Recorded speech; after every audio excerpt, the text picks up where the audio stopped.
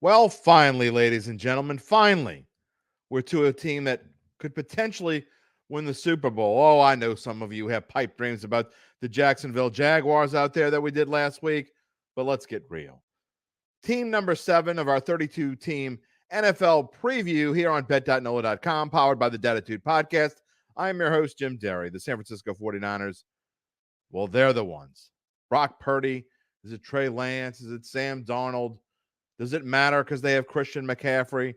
We're going to get into all those things. They've lost a little bit. This is not exactly the same 49ers team that won 10 games in a row last year. We're going to talk about it coming up next.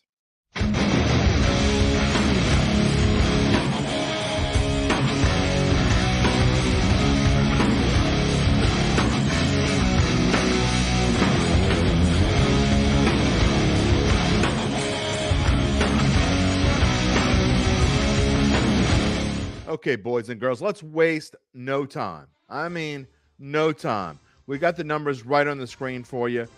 Let's talk, before we talk about these numbers, let's talk about what happened with the 49ers last year and what went right.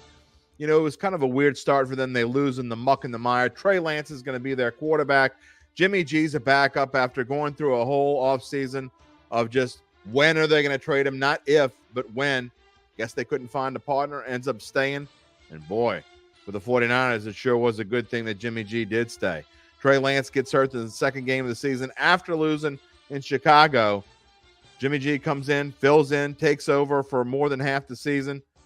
And the 49ers start 3-4 after a walloping at the hands of the Kansas City Chiefs, but then they turn it on.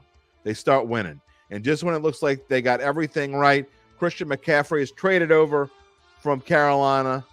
Bam. Jimmy G goes down. No worries. No worries. Mr. Irrelevant is going to save the day. Yeah, right. Brock Purdy. Where did he come out of? He came out of nowhere. From Iowa State is where he came, but the last player picked in the NFL draft, who'd have thunk it? Won all those games in a row. 10 games total for the 49ers at the end of the season. They're 13-4 going into the playoffs, and they win the wild card round. They win in the divisional round to beat Dallas, and they go to the NFC Championship game. Sounds like they got a great chance to beat Philadelphia until Brock Purdy messed up his UCL. You don't hear a lot of UCL injuries, but Brock Purdy was hurt, and that was the end of that. Well, a lot of people think that this team should be one of the favorites to win the Super Bowl. And look, I understand all the hype on this team, but plus 900, you're giving the San Francisco 49ers the same odds to win the Super Bowl as the Buffalo Bills. I think that's a little crazy. I think you're getting a little bit much on the happy train there. There aren't a lot of numbers of value. The over-under win total is 10.5, and even if you like that over, look at the juice you got to pay, minus 160 to get that 10.5 number. Whereas if you like the under, if you think they're going to win 10 games or fewer, plus 140. I don't want to get ahead of myself, but it doesn't look too bad. Look at the numbers from 2022. And again, the combination of Jimmy G and Brock Purdy, 13th in passing. Christian McCaffrey coming over, not only helping the running game, but obviously helping the passing game as well. They were 8th in the run game, 5th overall because of those great numbers. Again, a lot had to do with Christian McCaffrey coming over. Deebo Samuel was great when he was healthy, but he had his moments when he was hurt. Brandon Ayuk took a step forward. George Kittle was great. Will they all be great again? What about the defense? Well, the defense, even though they're the number one team in the NFL against the just total defense, they were 20th against the pass. And the reason is San Francisco, last 10 games of the season, again, remember, they were winning. Teams had to pass against them. Didn't even try to run the ball. They were second against the run.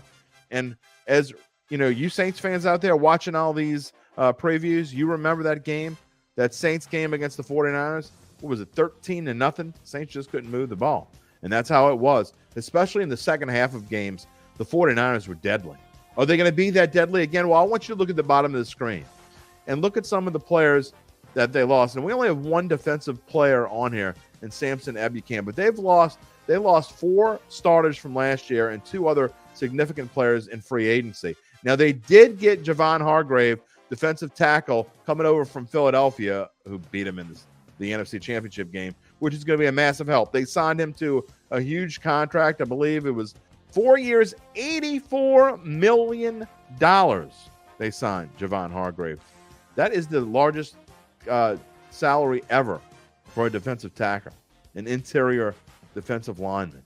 Look, I know they got Nick Bosa, who's all banged up all the time. It seems like he's already injured. This defense is a cause for concern. I haven't even talked about Brock Purdy and Trey Lance and Sam Darnold yet. But this defense is a cause for concern for me. I know they were the best defense in the NFL last year. And again, you lose little pieces here and there, and then you bring in a newcomer, and part of your defensive front is hurt already. I'm worried about this defense. I'm just going to tell you that right now.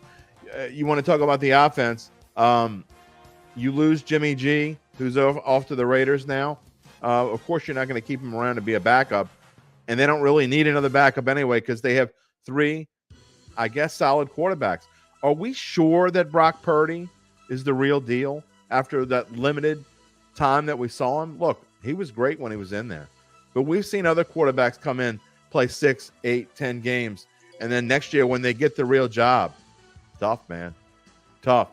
Trey Lance is not going to be the starting quarterback. Are they going to trade him, or is he going to be the third-string quarterback? Because going in right now, it's Sam Darnold who's the number 2 quarterback.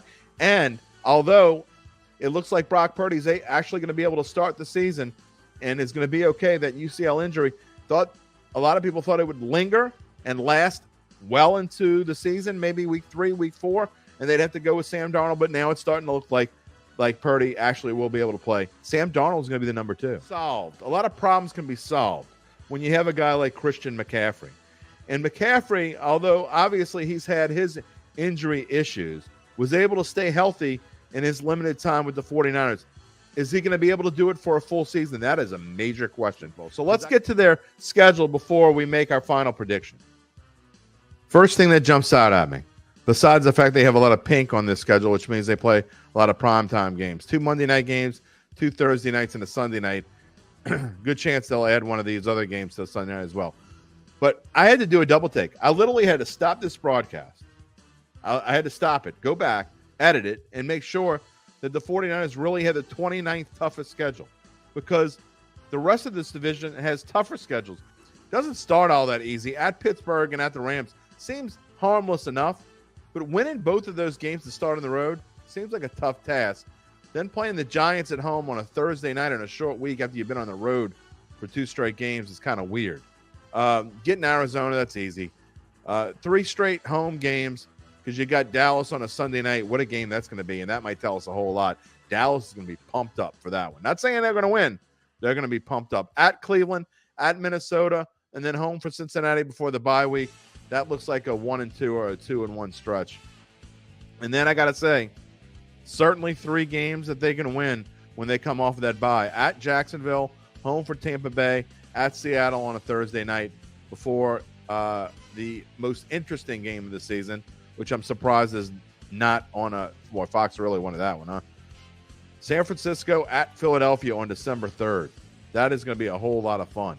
And then at Washington and home for the LA Rams to finish. You know what? It is pretty easy. But I have to say that even looking at this, it scares me projecting. Drum roll, please. Prediction time. Look, my best bet, I don't like any bets for this team. I'm not touching this team with a stick. However, that being said, I think you're getting value if you want to play the under, because my predicted record for the Niners is 10-7. I still think they're going to win the division. I told you yesterday, I thought there was value in betting the Rams at plus 850 to win the division. There is no value whatsoever bet anything positive for San Francisco, in my opinion. You can come back and tell me I'm wrong later, but your money. You decide what you want to do. Is that my surprise for the NFC West? I said I had one more. You'll have to wait and find out tomorrow. The Seattle Seahawks. We'll see what I think of them. Well, if you've watched the first 3, you already know where I'm going to slot Seattle, and you think I'm crazy. We'll talk about it on Friday.